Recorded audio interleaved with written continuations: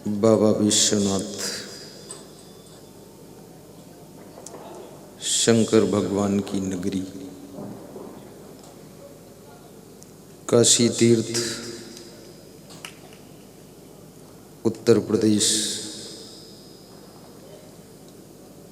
भारत देश की महान भूमि पर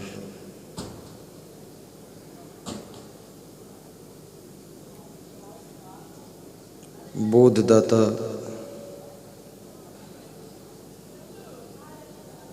पूज्यपाद श्री क्षमादेव जी के चरणों का स्मरण करके सुखद सत्संग समागम में हम और आप प्रवेश करेंगे।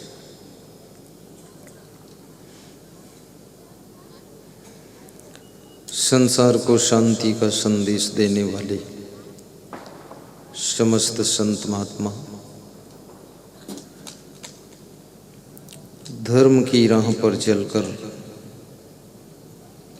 संस्कृति और संस्कार को सुरक्षित करने वाले श्रोता बंधुओं,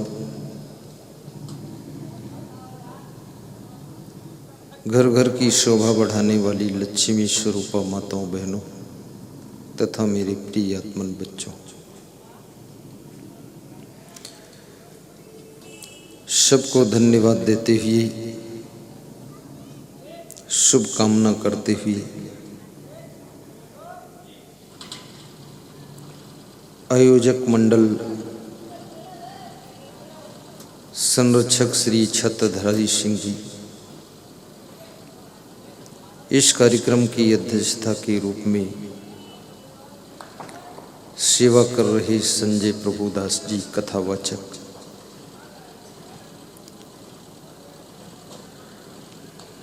तन मन धन से अर्पित होकर लगन मगन से जुटे हुए श्री अजय जायसवाल जी, श्री विजय मौर्य जी, मौर्य भोजनालय वाले, श्री अतुल श्रीवास्तव जी, श्रीमती कुमकुम श्रीवास्तव और गुड्डू गुप्ता जी, प्रकट और गुप्त रूप से विभिन्न दिव्य आत्माओं का सुखद सत्संग समागम में संतों और भक्तों की सेवा में सहयोग है, उनको भी व्यास गादी शुभकामना कर रही है। आज मैं आपके बीच में 3 प्रश्न करूंगा। पहला प्रश्न है,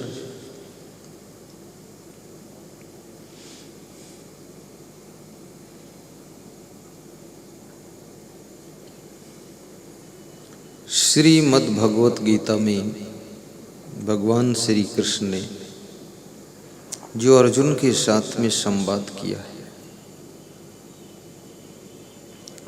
अर्जुन कोई और नहीं है,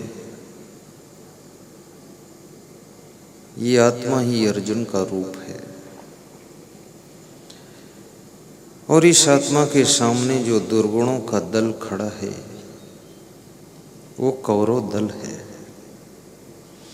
कौरव दल का जो मुखिया है वो अहंकार रूपी दुर्योधन है, जो कि लड़ना चाहता है। इस अभिमान रूपी दुर्योधन को, दुर्गुण रूपी कौरव दल को अर्जुन जीतना चाहता है, ये आत्मा जीतना चाहती है। लेकिन जब तक कोई कृष्ण जैसा सारथी न मिले, मार्गदर्शक, ज्ञान देने वाला, क्योंकि ज्ञान की शक्ति से ही अहंकार रूपी दुर्योधन को जीता जा सकता है।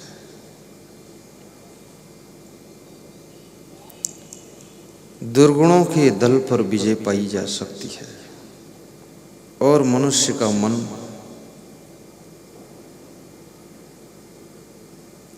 सुप्त अवस्था में इसके भीतर अहंकार के बीज पड़े रहते हैं।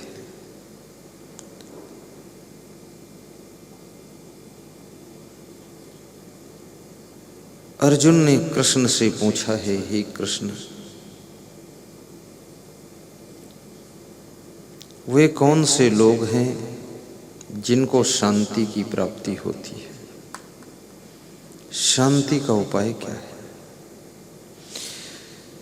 हर जीव शांति की तलाश में है, शांति की प्यास में है, सुख की आस में है। शांति ढूंढते ढूंढते जिंदगी की शाम हो जाती है, बुढ़ापा आ जाता है। अंत में ऐसा लगता है कि अब शांति तो नहीं मिलेगी, अब इसी कलह कलेश में मरना पड़ेगा। घर घर में कलह कलेश देखने को मिलता है, क्योंकि लोगों के अंदर सहनशीलता भी बहुत कम हो गई है। सही मार्गदर्शन को सुनने वाले लोगों की भी बहुत कमी हो गई है। संत कबीर ने कहा है, जिसको तुम ज्यादा हित की बात बताओगे वो तुमसे बहुत नाराज हो जाएगा। तुम अपने बेटे से कहो दारू मत पियो, जुआ मत खेलो, ताश मत खेलो, इधर उधर मत जाया करो, बेटा तुमसे बोलना बंद कर देगा। तुम उससे कहो ठीक से मन लगा कर पढ़ो, 10 बार कहो तुम्हारे पास फिर बैठना बंद कर देगा। वो जो करता है करने दो, तो तुमसे बोलता भी रहेगा और तुम्हारे पास भी बैठेगा। अब ये बच्चा छोटा है, इसके पास में अपना हित अनहित समझने का भी विवेक नहीं है। और कहते हैं कि बच्चा उसे इसीलिए कहते हैं कि उसको बचाना पड़ता है, और बचाना बहुत बड़ी बात है। और जब तक तुमको बचाना पड़े तब तक तुम बच्चा ही हो। और मनुष्य एक ऐसा प्राणी है जिसको जिंदगी भर बचाना पड़ता है। तुम छोटे हो तो माँ बचाती है, थोड़ा बड़े हो जाते हो पिताजी बचाते हैं, थोड़ा और बड़े होते हो भाई लोग बचाते हैं, थोड़ा और बड़े होते हो तो तुम्हारा पति तुमको बचाता है, तुम्हारी पत्नी तुमको बचाती है।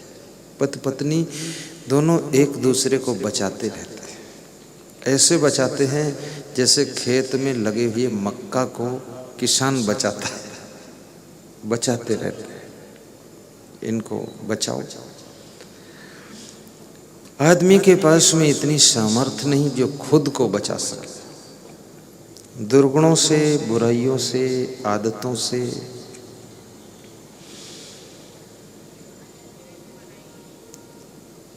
और स्वयं को बचाने की सामर्थ्य जिसके अंदर उत्पन्न हो जाए, याद रखना वह व्यक्ति दिखने में तो आप जैसा ही लगेगा, लेकिन वो कोई असाधारण प्रतिभा हो जो स्वयं बचने लग गया, जिसकी चेतना स्वयं जाग चुकी है, जो मोह की नींद में सोता नहीं है। सेल्फ कंट्रोल, सेल्फ रिग्रेंस, सेल्फ डिसिप्लिन, सेल्फ लाइफ हो गया है।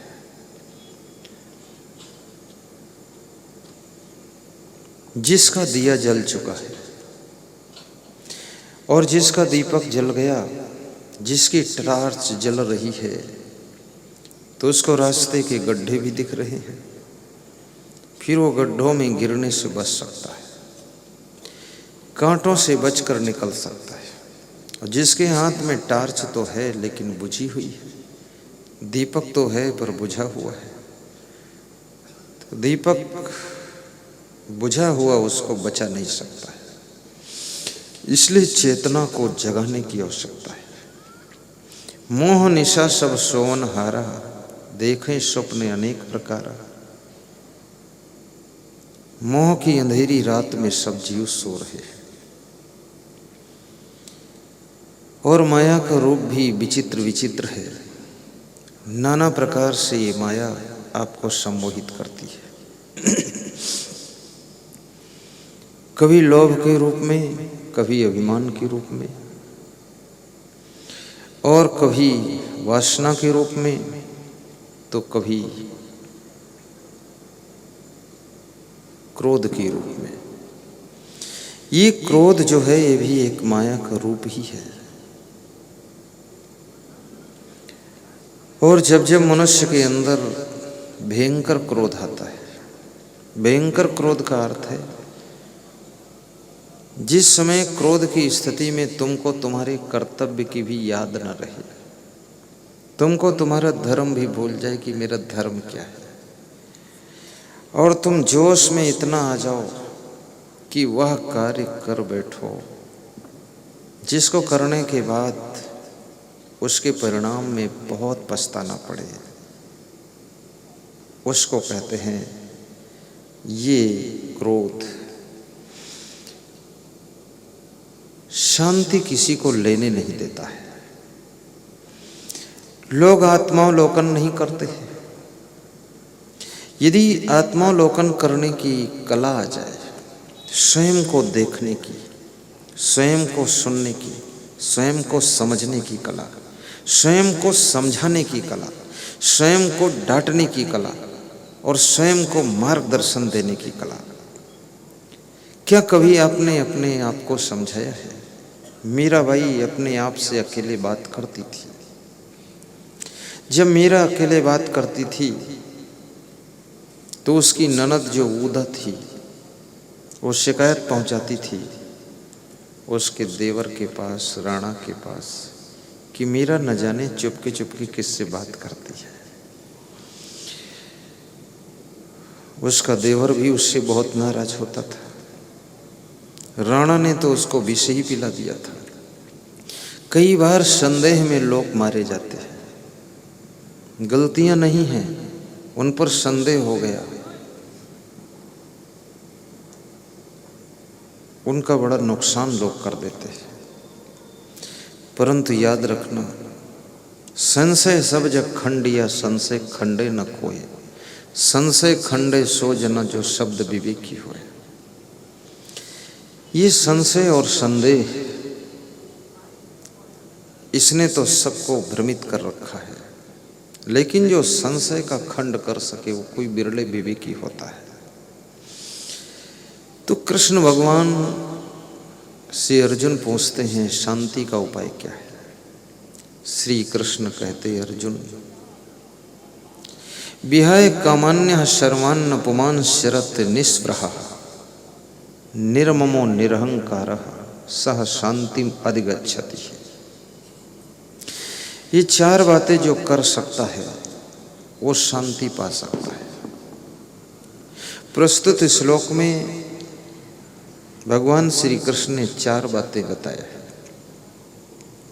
ये कौन कौन चार बातें हैं, अभी थोड़ी देर में इसकी व्याख्या करूंगा। एक दूसरा प्रश्न आपके बीच में प्रकट कर देता हूं। महात्मा विदुर को धृतराष्ट्र ने बुलाया और पूछा कि विदुर, वे कौन से लोग हैं जिनके घर में लक्ष्मी हमेशा निवास करती है?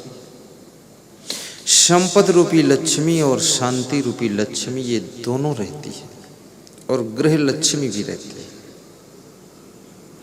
गृह लक्ष्मी तो लोगों को मिल जाती है पर धन लक्ष्मी नहीं मिलती है, और जिनको धन लक्ष्मी और गृह लक्ष्मी दोनों मिल गई तो उनको शांति प्रदान करने वाली लक्ष्मी नहीं मिलती है, शांति रूपी लक्ष्मी।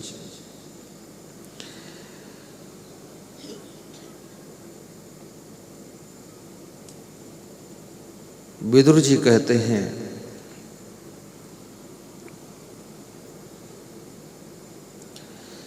पांच बातें जिसके जिंदगी में होती हैं उसके घर में लक्ष्मी का सदैव निवास रहता है।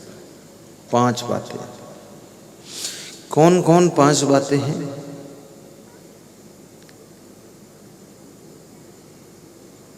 थोड़ी देर के बाद इसका वर्णन करूंगा। श्लोक बताऊंगा मैं। एक तीसरा प्रश्न भी मैं आपके बीच करना चाहता हूं। संत कबीर से किसी ने पूछा है कि इस दुनिया में आपने क्या देखा है, आपको क्या दिखाई दिया? दिखना एक अलग चीज है, और ये दुनिया तो जैसी है तैसी है, पर सबको अलग अलग दिखती है, एक जैसी नहीं दिखती है।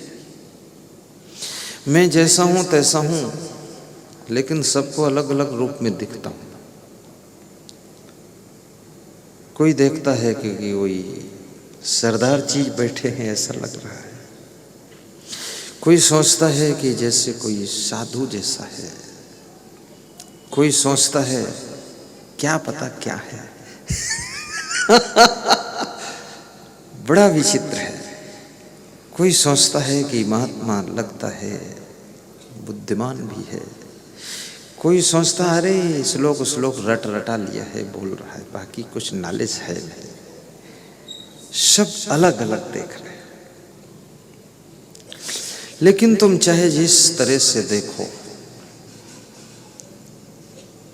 जो व्यक्ति जैसा है वैसा ही है, और हर व्यक्ति के अनेक एंगल होते हैं, अनेक पार्ट होते हैं। अब आपने किस पार्ट का अनुभव किया है, आपने किस ओर से देखा है, किस तरफ से उसको फील किया है।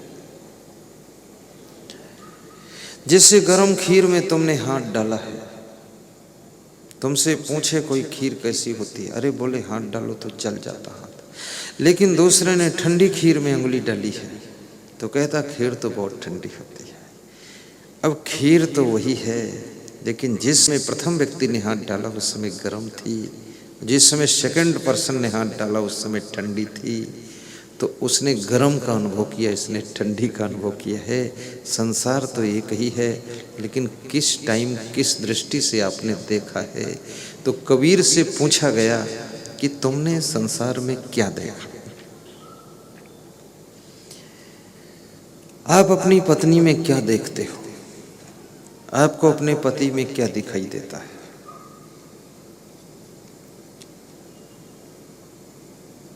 आपको अपने बेटे में क्या दिख रहा है? आपको अपने माता पिता में क्या रूप दिख रहा है? कई पतियों को कहते हुए सुना हूं कि मेरी पत्नी साक्षात लक्ष्मी का अवतार है, जब से आई है तब से घर भर गया है। और कितने पतियों को कहते हुए सुना हूं कि ये अरे मेरी पत्नी पूरी चुड़ैल है, जब से आई है नाटक शुरू है। अब उसको चुड़ैल दिख रही है और इसको साक्षात लक्ष्मी दिख रही है। किसी को पत्नी में साधारण स्त्री का रूप दिखता है, किसी को अपनी पत्नी में दुर्गा देवी का भी रूप दिखाई देता है। कोई स्त्री अपने पति में परमेश्वर का रूप देखती है, और कोई स्त्री अपने पति में केवल पति का रूप देखती है। तुम क्या देखते हो, तुम्हें क्या दिखाई देता है? आंख तो वही है, देखने का नजरिया क्या है? और सत्संग तुम्हारी आंख को चेंज नहीं करता है, तुम्हारी नजरिया को बदलता है, देखने की दृष्टि के तरीके को बदल देता है। नजरें बदली तो नजारे बदल गए, किश्ती ने रुख बदला तो किनारे बदल गए। किश्ती मल्लाह को कहते हैं। मल्लाह जब अपना रुख बदलता है तो नाव भी जिधर वो रुख बदलता उधर नाव चलने लग जाती है। और आपकी जब नज़र बदल जाती है तो आपकी ज़िंदगी का भी नज़ारा बदल जाता है। अपने घर में भी नज़र बदल कर देख लो, दुकान पर नज़र बदल कर देख लो, ऑफिस में अपनी नज़रें बदलो तो वहाँ का नज़ारा भी बदला हुआ नज़र आने लगेगा। तुम आश्रम में भी नज़र बदलो, कितने लोगों को किसी संत के आश्रम में भी जाकर के शांति नहीं मिलती, क्योंकि नजर बदली नहीं। वहां खाली खाते पीते सोते हैं बस, बाकी गोरख धंधा सब वही है जो घर में कर रहे थे। दांव निकाल के चुपके से बीड़ी पी लेते, फिर साइड में जा करके पुड़िया खाकर कुल्ला करके आ जाते। भूमिका को आश्रम बनाने वाला मनुष्य है, किसी भी भूमिका को तीर्थ का रूप देने वाला भी मनुष्य है। और मनुष्य यदि वहां पर गलतियां करता है तो तीर्थ भी प्रभाव कम होने लग जाता है। तीर्थ में जाकर के पवित्रता मन में, तन में, वाणी में, स्वभाव में, ये ऐसी नगरी है जहां पर लगभग भारत देश के और विश्व से भी बहुत से लोग आते हैं, क्योंकि यहाँ बहुत सारी विशेषताएं हैं। एक तो बाबा विश्वनाथ की नगरी है, विश्वनाथ का मंदिर यहाँ फेमस है। दूसरे कबीर जैसे संत भी लहरतारा तालाब में अवतरित हुए। तीसरे तुलसीदास ने रामचरितमानस लिखना शुरू किया अयोध्या में और पूर्ण यहाँ किया था। ये पूर्णता की नगरी है। फिर रविदास महाराज का भी यहाँ कुछ है, फिर महात्मा बुद्ध का भी यहाँ कुछ है, ऐसा बताया सब भक्तों ने। और इस नगरी में कथा सत्संग भागवत भी खूब होता है। और जहां पर कथा सत्संग भागवत होता है वहां पर अपने आप तीर्थ का प्रभाव आ जाता है। ये कोई साधारण नगरी नहीं है, जिसका नाम काशी भी है, बनारस भी है और वाराणसी भी है। 3 नाम है। क्या बात है, एक नाम में ही लोग अस्त हो जाते हैं। ये 3 नाम है, क्योंकि बहुत बड़ी यहाँ विशेषताएं छिपी हुई है। काशी में सोचता रहता है, ये काशी, वाराणसी, बनारस 3 नाम कैसे? इसके बारे में संजय प्रभुदास से पूछूंगा आज रात में कि इसका मामला क्या है।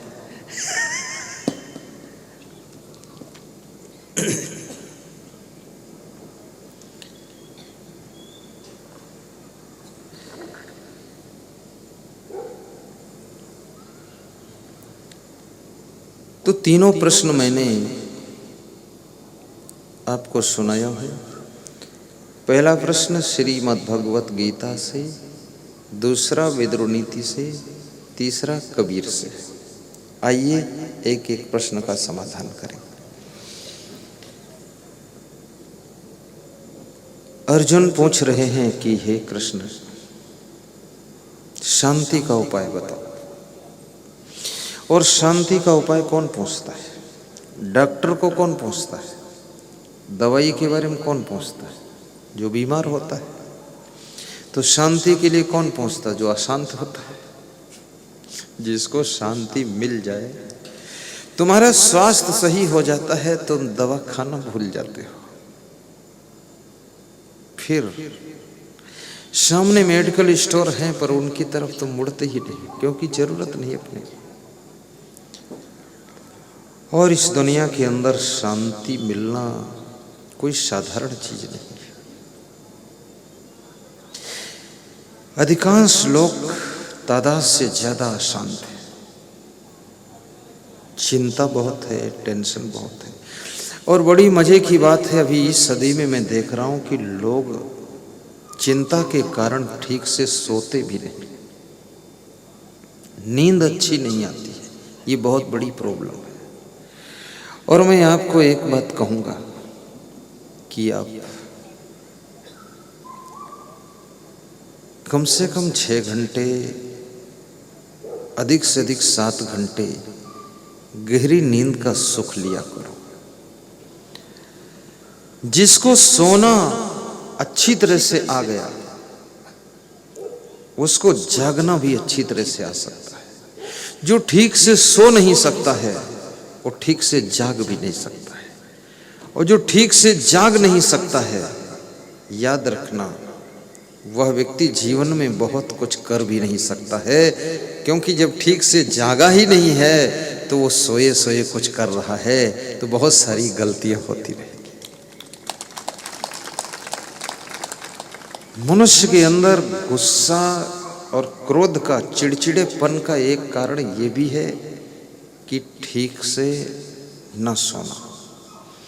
अब ठीक से सोने के लिए ऐसा जरूरी नहीं है कि डल्लफ का गद्दा ही हो, कंडीशन जैसी हो आप सो जाइए, ओढ़ लीजिए। और ठीक से सोने का अर्थ ये भी नहीं कि 17 घंटे सोते रहो। कितने लोग अभी भी इंडिया में कुंभकर्ण हैं, और कितने लोगों की तो आदत बिगड़ी हुई है। इतनी आदत बिगड़ी है कि जितना टाइम मिल जाए उतना पूरा सो सकते हैं, 10-12 घंटे पड़े रहेंगे। और उसको जगाए कौन? कनक भूधराकार शरीर है। इसलिए बहुत से घरों में सास ससुर माता पिता सुबह सुबह भगवान का नाम नहीं ले पाते हैं, वो अपने बेटे बहू का नाम लेते रहते हैं कि अभी सोए हुए हैं, अभी उठे नहीं हैं, कब उठेंगे। यही लफड़ा है। अरे रोज रोज इनके नाम की माला मत जपो।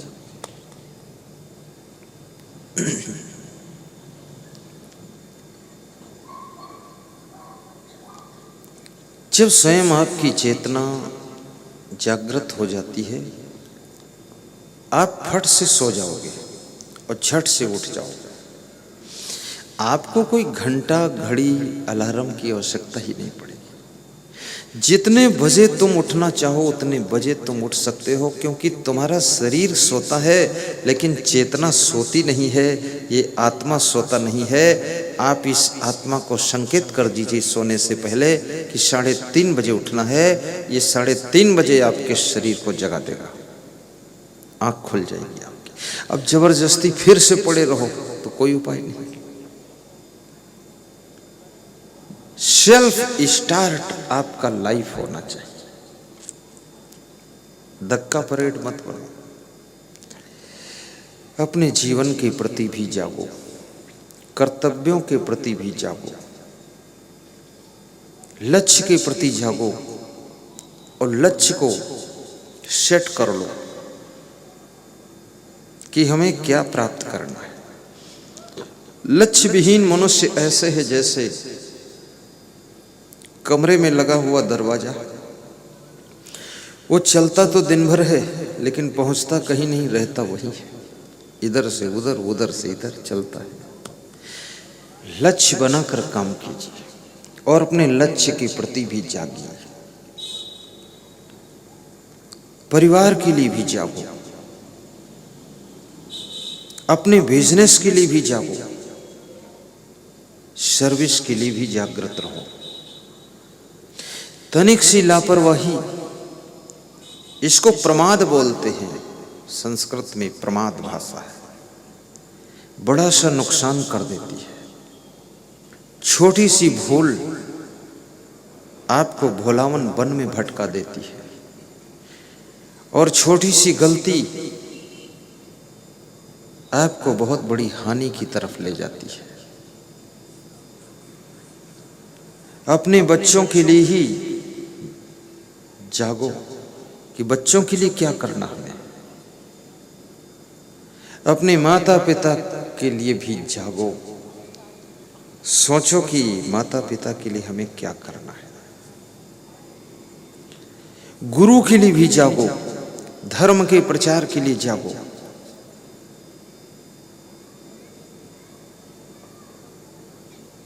जीवन के प्रति जागो।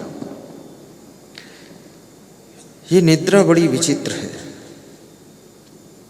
मैंने सुना है रिटायर डिप्टी कलेक्टर सुबह सुबह घूमने जाता था, जिसको तुम इंग्लिश में मॉर्निंग वॉक कहते हो, मॉर्निंग वॉक करने। ये प्रातः काल का भ्रमण आपकी काया को निरोगी बनाता है। जिस समय सूरज निकलने वाला हो उस समय तुम प्रातःकाल 8 बजे तक भी 7 बजे तक अगर भ्रमण करते हो, सड़क पर नहीं तो अपनी छत पर करो, उससे स्वास्थ्य अच्छा रहता है। आपके चेहरे पर, मुखमंडल पर तेज चमकेगा और शरीर बीमारियों से मुक्त होगा। लेकिन प्रातःकाल का जो भ्रमण है वो तेज स्पीड में होना चाहिए, धीमी चाल में नहीं। धीमी चाल में चलने से कोई फायदा न होगा। कितने लोग स्वास्थ्य लाभ के लिए सुबह सुबह पति पत्नी निकलते हैं 2-3 किलोमीटर और चलते ऐसे हैं जैसे बूढ़ा हाथी जा रहा है, बिल्कुल धीरे धीरे, चींटी की चाल। इससे बेहतर है घर ही में रहो तो ठीक है, टाइम पास हो रहा। पूरा शरीर हिल जाना चाहिए, पसीना निकल जाना चाहिए।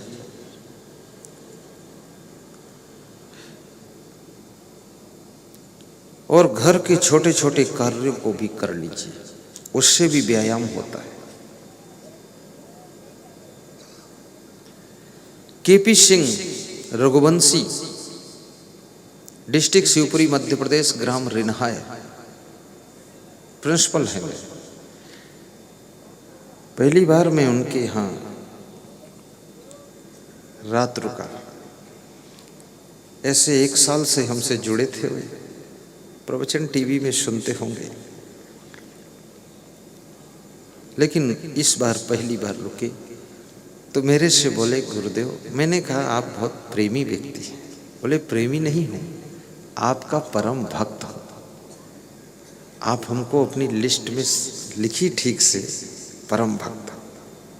और शिवपुरी जिले में, गुना जिले में, अशोकनगर जिले में, 3 जिलों में कभी आइए आप तो मुझे इन्फॉर्मेशन मिलनी चाहिए ताकि मैं 3 जिलों में आपका सेटिंग कर सकूं। तो मैंने कहा, केपी सिंह टाइम है? बोले, आपके लिए जिंदगी पूरी है, टाइम की क्या बात है। तो मैंने उनके यहाँ रुका जब, और सवेरे शाम को ही पूछ लिया, तुम कितने बजे जागते हो? तो बोले कि हम 4 बजे उठ जाते हैं। तो मुझे ऐसा लगा, ये 4 बजे उठते हैं, अपन अगर 5 बजे उठेंगे तो नंबर कम हो जाएंगे, सोचेंगे साधु होकर ज्यादा सोता। तो मैं भी 4 बजे उठ गया, उनके डर में उठा। ऐसे तो 5 बजे ही उठता मैं, सोने में भी देर हो गई थी। 12 बजे सोया, 4 बजे उठा। उठकर जब मैंने देखा, वो पति पत्नी दोनों झाड़ू लगा रहे हैं। बहुत बड़ा उनका आंगन था, बहुत बड़ा द्वार था। तो उन्होंने हमको देखा, झाड़ू छोड़कर हाथ धोकर प्रणाम किया। तो हमने कहा, धन्य हो केपी सिंह रघुवंशी, दोनों लोग झाड़ू लगाते हो। बोले, हम दोनों पति पत्नी रोज लगाते हैं, बहुत बड़ा आंगन है और बड़ा गुरुदेव द्वार है, और बेटा गुना पहुंच गया है धनिया लेकर के, 10,000 की धनिया बेचकर आ जाएगा सुबह। बोले, डेली 10-15 हजार की धनिया की पत्ती बेचता हूं।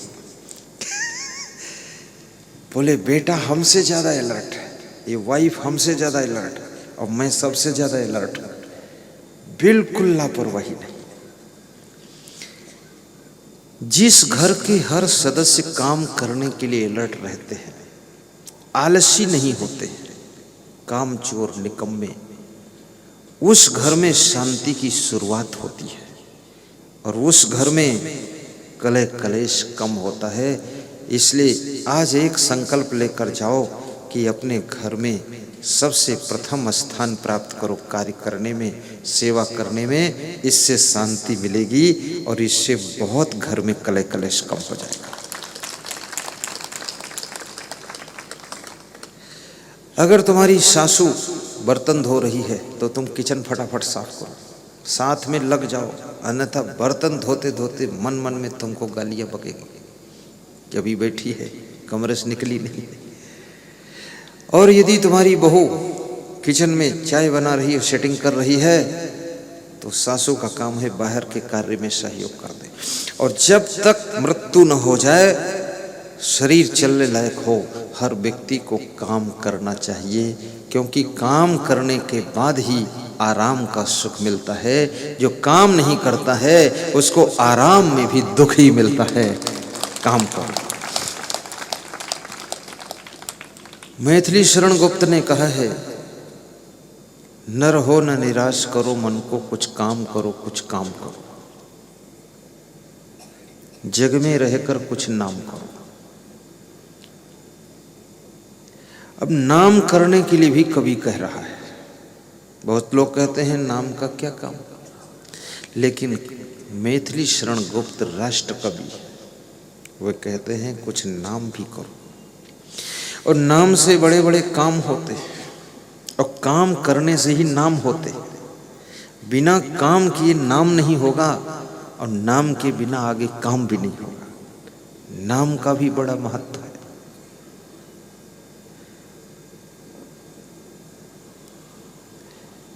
चित्र का भी महत्व है। आपका चित्र किसके साथ में है, ये भी बड़ी इंपॉर्टेंट बात है। इसलिए बहुत लोग चाहते रहते हैं कि प्रधानमंत्री नरेंद्र मोदी के साथ साथ एक फोटो आ जाता है, उसको लगा देते हैं, उससे अपना ग्राफ बढ़ जाता है, प्रभाव बढ़ता है। यदि आपका चित्र किसी हीरो हीरोइन के साथ है, वहां से पता चलता है कि तुम्हारी दिशाएं क्या है। यदि चित्र कोई महान संत के साथ है, तो भी पता चल जाता आपके पास भक्ति भाव है। चित्र आपके चरित्र की सूचना प्रदान करता है। अच्छे काम कीजिए, नाम होगा। हनुमान जी का नाम क्यों हुआ? हनुमान जी ने कहा नहीं था भगवान राम से कि मेरा नाम होना चाहिए, नहीं।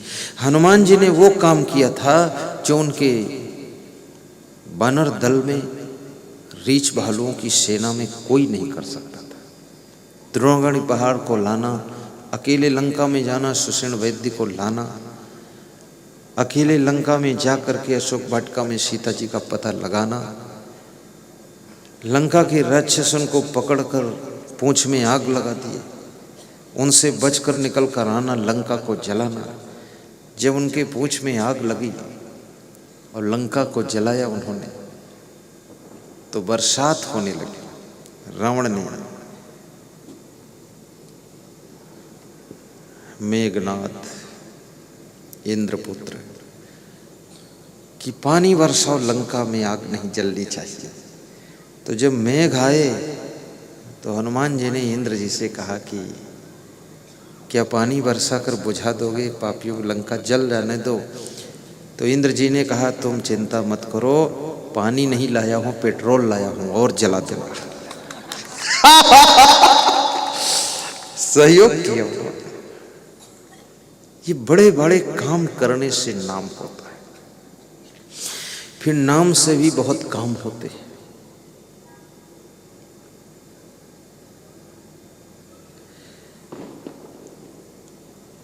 कुछ काम करो, कुछ काम करो, जग में रहकर कुछ नाम करो।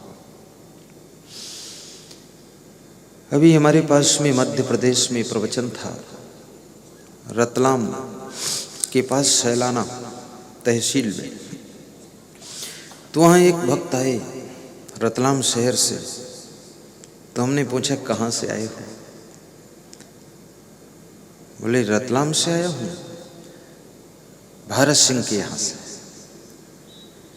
भारत सिंह नाम का एक व्यक्ति है जो हमारा भक्त है, और उसने बहुत बड़ा नाम कमाया है भक्ति में। वहाँ 4 जिलों में लोग जानते हैं कि भारत सिंह गुरुदेव का कोई भक्त है। वे जब आते हैं एक बहुत बड़ी माला लाते हैं, 40 किलो की वजन, कार में धर करके, और उस माला को पहनाते हैं और सेवा के लिए तत्पर रहते हैं। उनकी इतनी बड़ी माला पहनाने से ही कम से कम 50 बार पहना चुके हैं, उससे ही 50 सत्संगों में 5-5 हजार 10-10 हजार की भीड़ में लोग उनको जान गए।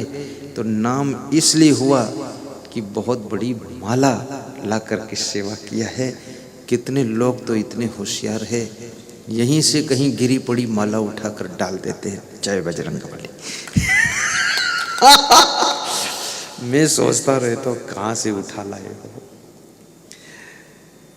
कोई संत महान पुरुष के पास में जाइए तो फूल लेकर जाइए, माला लेकर जाइए। फूल इस बात का प्रतीक है कि हे गुरुदेव, मैं आपको एक पुष्प अर्पित कर रहा हूं। जैसे ये फूल सुंदर है ऐसे मेरे जीवन को सुंदर बना देना, और जैसे इस फूल में खुशबू है ऐसा आशीर्वाद देना कि मेरे कर्मों में सुगंध उठने लग जाए। और गुरुदेव, ये जो माला पहनाए हूं एक धागे में कई फूल पिरोए गए हैं, ऐसा आशीर्वाद मिल जाए कि प्रेम के धागे में हमारे परिवार के सभी सदस्यों के फूल एकता के सूत्र में बंधे रहें, ऐसा आशीर्वाद मिलना चाहिए।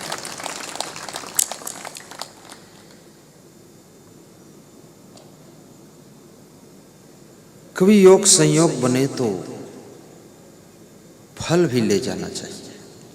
आज हमारे पास में वो लक्की बाबा है, तो बहुत बड़ा डब्बा में कुछ लाए थे, रसमलाई जैसा, नाम भूल गया मुझे, छेना।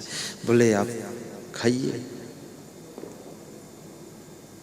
तो मैं ऐसा सोचता हूँ कि कोई लाता है थोड़ा खा लेता हूँ उसी के सामने भी, फिर और हमारे संत लोग हैं उनको भी प्रसाद मिल जाता है। यश, जहां त्याग होता है वहां यश का जन्म होता है, कीर्ति का जन्म होता है। भगवान राम का नाम क्यों हुआ इतना, भगवान श्री कृष्ण का नाम क्यों हुआ? लंका में रावण ने एक अफवाह फैलाई थी कि भगवान राम जब आएंगे लंका, अगर जीत गए तो लंका की एक एक ईंट अयोध्या उठा ले जाएंगे। ऐसा छेपक कथा है, ताकि लंका की जनता भी रावण के साथ में हुल्लड़ मचाने में लग जाए, ऐसा अफवाह फैलाते। चुनाव के समय बड़ी अफवाहें एक दूसरे की फैलाते रहते लोग, और अफवाह झूठी होती है पर उसका प्रभाव सच्चा हो जाता है। राम ने जब रावण पर विजय प्राप्त किया, विभीषण के तिलक, रेत का ही तिलक उठाकर लगा दिया। विभीषण ने कहा चलो आप लंका पधारो, पवित्र करो। राम ने कहा नहीं, देखने की भी इच्छा नहीं। लंका लेने के लिए लंकापति को नहीं जीता हूं, तुमको लंकापति बनाने के लिए लंका को जीता हूं। मैं लंका नहीं चाहिए, मेरे को तो सब साधु संत सुखी रहे, आप सुखी रहो विभीषण, जाओ तुम राज करो। भगवान राम वहां गए भी, बाली को मारकर यदि चाहते कि लक्ष्मण को राज तिलक कर दो, कर सकते थे, लेकिन नहीं। रावण को मारकर भरत को बुलाकर वहां बिठा सकते थे, लेकिन नहीं। कृष्ण भगवान कंस को मारकर खुद बैठ सकते थे, मथुराधीश बन सकते थे, लेकिन नहीं। अपने बूढ़े नाना उग्रसेन से कहा कि आप इस सिंहासन पर बैठे हुए। उग्रसेन ने कहा कृष्ण, ये मेरी बूढ़ी हड्डियां अब मथुरा को क्या चला पाएंगी? नहीं नाना, मेरा यहाँ का कार्य पूरा हो चुका है। मैंने कंस को इसलिए नहीं मारा हूँ कि मथुरा की गद्दी प्राप्त करूं, मैंने कंस को इसलिए मारा हूं कि मथुरा वासियों का दुख मिट जाए और धर्म स्थापित हो जाए। आप यहाँ बैठिए, मेरा तो बहुत आगे कार्य करना है, मैं अब जा रहा हूं यहाँ से। कितनी बड़ी बात है। ये त्याग ही उनके नाम को भगवान बना दिया है। ये भगवान की कथाएं पढ़ते पढ़ते ये सारी चीजें सीखो आप। भगवान श्री राम में कितना अनुशासन था, कितना डिसिप्लिन था, बड़ा विचित्र मुझे लगता है। रीछ भालू बानर उनके साथ में रहते थे, आसपास रहते थे, लेकिन कोई चंचलता और हरकत नहीं करते थे। सोचिए उनके अंदर कितना नियंत्रण की शक्ति होगी, कितना प्रभाव होगा, कितना तेज होगा उनका। आज तो आपके साथ में आदमी भी नियंत्रण में नहीं रहता है। परिवार में 4 सदस्य हैं, वो भी कंट्रोल से बाहर है।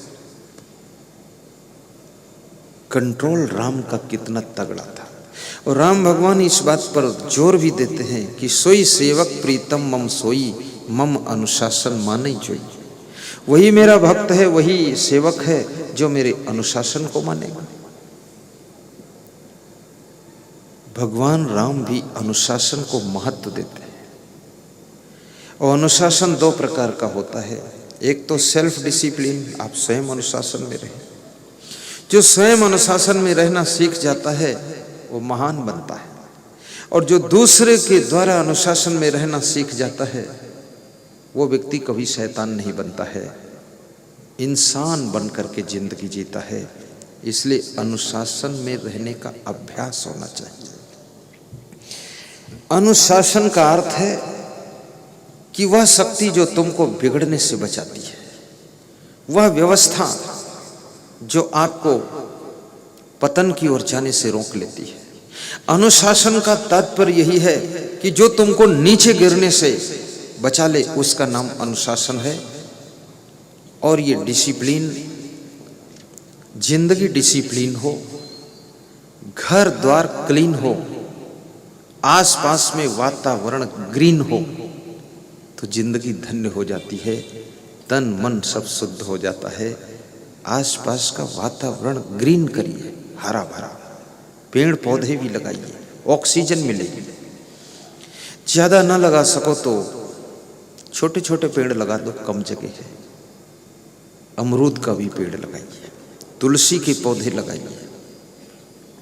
तुलसी ऑक्सीजन देती है। और यदि आप बुद्धिमान बनना चाहते हो तो तुलसी का पौधा गमले में रख करके अपने कमरे में रखिए जहां सोते हो। रात में फुल ऑक्सीजन निकालता है, गहरी नींद आएगी आपको। इसलिए तुलसी का पौधा आंगन में आरोपित किया जाता था और उसके सामने शाम को दीपक रखा जाता था। ऐसी प्राचीन व्यवस्था थी। अब तो धीरे धीरे धीरे धीरे लोग उसके भाव को नहीं समझ पाए, इसलिए तुलसी को पूज्य बताया गया है। काम खत्म कर दिया। कितने लोग तो तुलसी उखाड़ के फेंक देते हैं। ये तुलसी में बहुत गुण है। एंटीबायोटिक होता है तुलसी का रस। 5 प्रकार की तुलसी से बना हुआ रस अगर 5 बूंद सुबह सुबह पानी में डाल करके आप पी ले, 5 बूंद, 50 बूंद मत डाल देना, नुकसान भी करेगा। तो आपके शरीर में रोगों से लड़ने की सामर्थ्य बढ़ेगी और कोई जल्दी रोग अंदर प्रवेश नहीं होगा। ये तुलसी का बहुत बड़ा खेल है। इसलिए तुलसी अपने घर में लगाना भी चाहिए। गमले में रखो, छत पे रखो।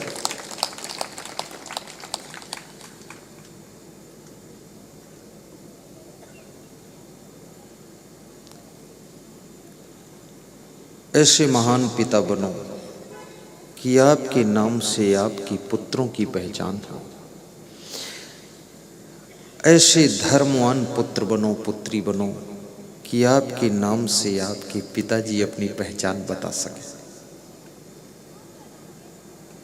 ऐसे महान शिष्य बनो कि तुम्हारे नाम से तुम्हारे गुरु की पहचान हो। ऐसे महान गुरु बनो कि तुम्हारे नाम से शिष्यों को जाना जाए। विवेकानंद के नाम से उनके गुरु को जाना गया। सोचिए, तुलसीदास के नाम से उनके गुरु नरहर दास की पहचान हुई। तुलसीदास जैसा उनका शिष्य न होता तो नरहर दास शायद छिपे रह जाते। शिष्य भी बनो तो इतने प्रबल शिष्य बनो। भक्ति कर तो इतनी कर कि भक्ति की तू हद कर दे और यमराज के दरबार में जब पहुंचे तो कर्मों का खाता भी रद्द कर दे। कर्मों का खाता भी रद्द कर दे।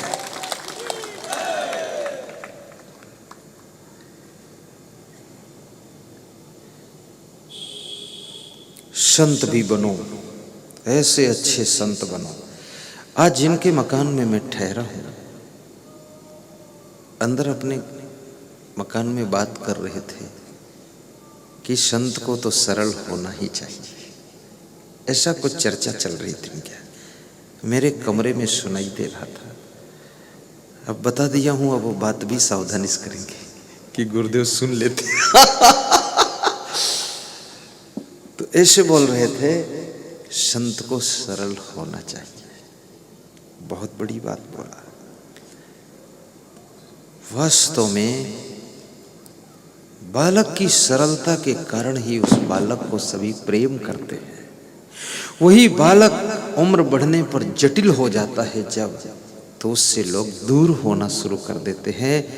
अगर तुम जीवन भर सरल रहोगे तो तुमसे सभी प्रेम करेंगे, और जटिल हो जाओगे तो सभी लोग तुमसे दूर होना शुरू कर देंगे। इसलिए सरल भी बनो।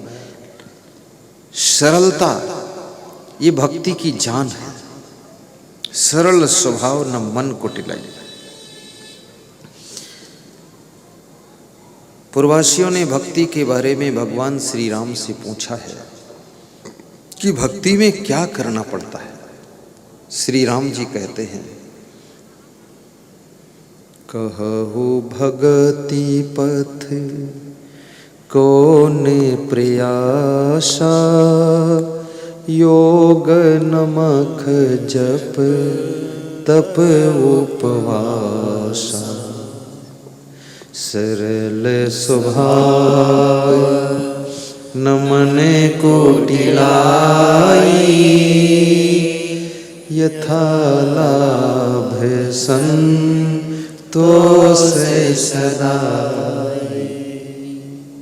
बहुत मार्मिक चौपाई है। कोई भी चौपाई पढ़ो, सबसे पहले उसको अपने ऊपर उतारिए, देखिए कितना सुख मिलेगा। सरल स्वभाव, शांति मिलेगी, न मन को टिलाई, और जिसके मन में कुटिलता नहीं, कपट नहीं, छल नहीं, बहुत सुख पाता है। छल से कपट से भरा हुआ व्यक्ति मोक्ष की मंजिल को प्राप्त नहीं कर सकता है। मैंने सुना है, एक छोटी सी कथा है कि बॉम्बे जंक्शन पर ट्रेन में बैठने के लिए 4 मित्र गए। ट्रेन में भीड़ बहुत थी। भारत देश में भीड़ सब जगह रहती है, केवल सत्संग में कम भीड़ होती है, बाकी सब जगह भीड़ है, और भीड़ भाड़ भी है, बहुत भीड़ भाड़। ट्रेन में भीड़, अपराधियों की भीड़, जेल में भीड़, सड़क पर भीड़, बस में भीड़, अस्पताल में रोगियों की भीड़, सब भीड़ भाड़ मची हुई है। स्कूल में विद्यार्थियों की भीड़, एडमिशन नहीं हो रहे, उसमें सिफारिश करना पड़ता है। सर्विस करने वालों की भीड़, बेरोजगारों की भीड़, बहुत भीड़ है। तो एक मित्र ने कहा, आज यात्रा मत कीजिए, रद्द करते हैं, भीड़ भाड़ में कौन जाएगा, कल चले जाए, ट्रेन तो रोज जाती है।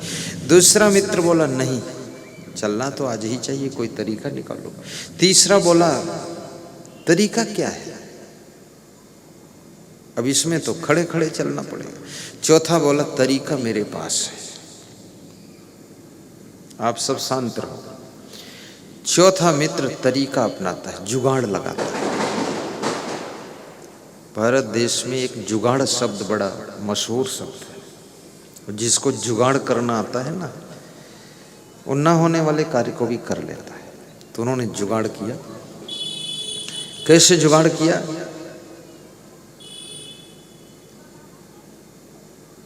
पीछे प्लेटफार्म पर दूर जाकर के वहां से भागता हुआ आया चौथा मित्र। और ट्रेन के डिब्बे में बैठे हुए यात्रियों को गेट पर ढकेला, जोर से धक्का मारा। ये ढकेलना भी हिंदुस्तान में ही ज़्यादा होता है, यहाँ ढकेला ढकेली भी बहुत। और जब तक कोई ढकेले ना तब तक लोगों को मज़ा नहीं आता है, और जब तक वो ना ढकेल ले तब तक लगता नहीं कुछ हम हैं। ढकेल जरूर देते। तो मैं हांगकांग में गया था, तो वहाँ बड़ा नियम है, बस आती है लाइन से खड़े होते लोग, और जो पीछे से यात्री आएगा पीछे लाइन में खड़ा हो जाएगा। और हम इंडिया के आदमी, हम दौड़कर आगे खड़े हो गए। तो हमको मालूम नहीं था। तो वो लोग बोले कि स्वामी जी आप लाइन में, तो हमने कहा ठीक, मुझे पता नहीं था। बोले चलो आप संत हो, खैर आगे खड़े रहो, कोई बात नहीं, लेकिन यहाँ किसी को कोई ढकेलता नहीं, सब लाइन में लगते चले जाते। तो उसने धक्का मारा जोर से और कहा सांप सांप सांप, इसमें सांप घुस गया काला। तो सब लोग डर गए बेचारे, सब इधर उधर उतर उतर के भागे उस डिब्बा से, पूरा डिब्बा खाली हो गया। तो अपने मित्रों से कहा आइए सो जाइए, जुगाड़ बना दिया। जुगाड़ लग गया, सबको सुला दिया, सोते रहे। इधर टीटी ने आकर देखा वो डिब्बा खाली है, कोई बैठा नहीं, बाकी डिब्बों में बड़ी भीड़। तो टीटी ने पूछा ये डिब्बा खाली क्यों है? यात्रियों ने कहा इसमें काला सांप घुसा है। बोले कहाँ है? बोले अंदर देखो, जहाँ है तहाँ है, आपको मिलेगा। बोले काट लेगा तो? बोले तुम जानो तो क्या। तो टीटी ने स्टेशन मास्टर को सूचना कर दी। स्टेशन मास्टर ने जो किया सो किया। ट्रेन टाइम पर छूट गई बॉम्बे से अहमदाबाद के लिए। सवेरे 5 बजे उसका पहुंचने का टाइम था। 5 बजे वो चारों मित्र सो करके उठे और ट्रेन से उतरे। नीचे प्लेटफार्म पर तो लिखा हुआ देखा बॉम्बे जंक्शन। तो उन्होंने कहा रे सुबह के 5 बज रहे, इसको अहमदाबाद पहुंचना थे, बॉम्बे जंक्शन पर अभी क्यों? तो लोगों ने बताया ये सांप वाले डिब्बे में काला सांप घुसा था, तो स्टेशन मास्टर ने ये बोगी यहीं काट दिया है, बाकी ट्रेन चली गई।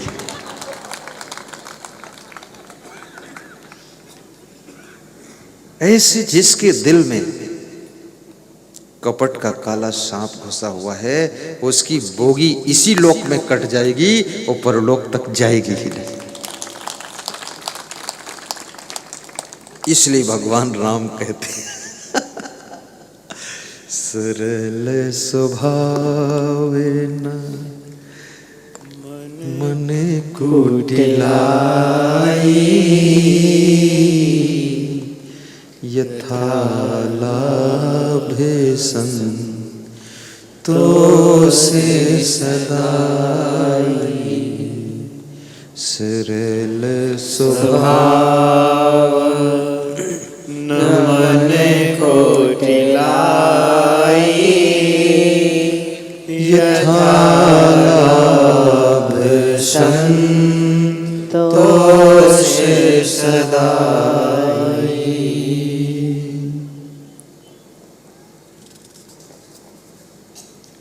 जिनका पति सरल स्वभाव का है उन स्त्रियों को बड़ी शांति मिलती है।